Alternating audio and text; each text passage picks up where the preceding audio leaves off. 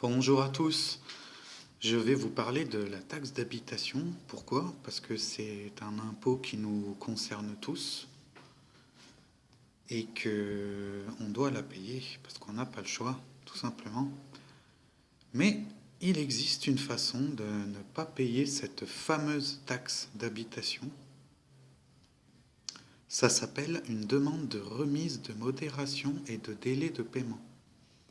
Alors, je vous dirai ensuite où vous pouvez la trouver. Mais tout d'abord, je vais vous expliquer le principe. C'est un document qui se présente comme ça. Bon, ben, on voit en tête le logo des finances publiques de l'État. Donc voilà. Une partie simple à remplir, c'est remplir ses coordonnées, renseigner son état civil, l'impôt qui est concerné par la demande. En l'occurrence, là, ce qui nous intéresse, c'est la taxe d'habitation. Il faut savoir, pourquoi je vous dis ça, que ce document, il est également valable pour les impôts sur le revenu. C'est-à-dire que c'est un document qui non seulement permet de ne pas payer la taxe d'habitation, mais aussi tous les impôts. Et voilà, c'est ça que je voulais dire, les taxes foncières pour ceux qui sont propriétaires. Mais bon, vu qu'en France, la majorité des gens sont locataires, c'est une évidence. On n'a pas tous une belle maison au bord de la mer. C'est un papier qui est très intéressant pour éviter de payer cette taxe d'habitation quand on n'a pas les moyens. Donc, après cet état civil à remplir, en fait, le document, il vous demande d'expliquer les raisons de votre demande. Pourquoi vous demandez cette demande d'exonération? Alors, vous expliquez, hein, faute de moyens, vous travaillez pas, ou bien vous travaillez, vous gagnez pas assez. Donc, vous expliquez votre cas très précisément. Ensuite, on vous demande, après l'état civil et la raison, vivez-vous tout seul, partagez-vous le logement avec quelqu'un. C'est assez simple à remplir. Ce qui est intéressant, ensuite, c'est que on nous demande quelles sont nos charges, c'est-à-dire hormis le loyer, tous les mois, qu'est-ce qu'on a à débourser. Alors, ça peut être tout ce qui est rapport à l'électricité, au chauffage, à l'eau, les assurances, toutes ces choses, les crédits également, si on a des crédits sur le dos, on peut indiquer ça dans ce document et le transmettre aux impôts qui jugeront est-ce que vous êtes trop accablé de charges et de dettes ou pas. Donc, le conseil que je vous donne, moi, c'est que dans la partie 8 de ce document, en 5e page, c'est indiquer toutes vos charges. Il faut rien laisser passer, il faut tout mettre. Le loyer, l'électricité, le téléphone, le chauffage, l'eau, l'assurance. Il y a même une rubrique divers. Donc là, c'est quand vous avez des charges exceptionnelles. Et si vous avez les preuves, eh ben, vous le marquez et vous joignez les preuves. Parce que oui, ce qu'ils demandent, c'est que non seulement de marquer les charges, mais en plus de fournir les preuves. Donc ça, c'est juste un papier à photocopier, hein. Vous photocopiez la feuille de loyer, vous photocopiez l'acquittance d'eau, l'acquittance d'électricité, vous photocopiez vous imprimez vos attestations d'assurance. Toutes ces choses-là. Et quand vous avez des crédits, idem, vous photocopiez tout ça et vous joignez tout ça. Les frais de véhicule aussi, important. On a tous besoin d'une voiture. Il faut le mettre, ça. Et ensuite, on arrive à la dernière page. C'était assez vite quand même.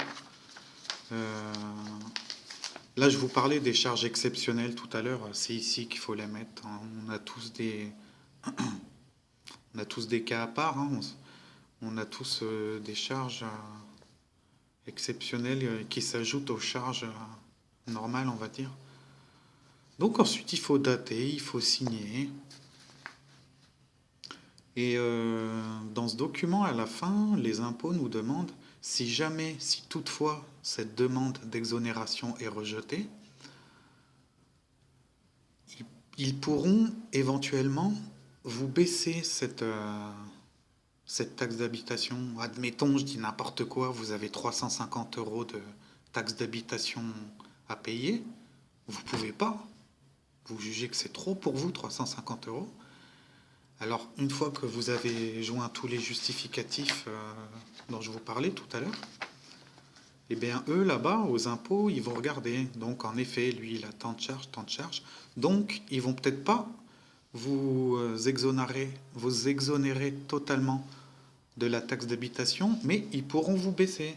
Moi, à titre d'exemple, il y a 2 ans, pour une taxe d'habitation de 350 euros, j'ai été exonéré de 200 euros. Donc, j'avais plus que 150 euros à payer. J'étais au chômage à l'époque. J'étais au chômage, donc j'ai tout fourni. J'ai fourni les justificatifs à Pôle emploi. Et de plus, j'ai pas payé cette somme d'un coup, j'ai eu des mensualités. C'est-à-dire qu'en 6 mois, vous faites 150 divisé par 6. Donc, je dis n'importe quoi, ça fait environ 30 euros, même pas 30 euros par mois, quoi. Donc, ils peuvent arranger de ce côté-là. Donc voilà, vous datez, vous signez.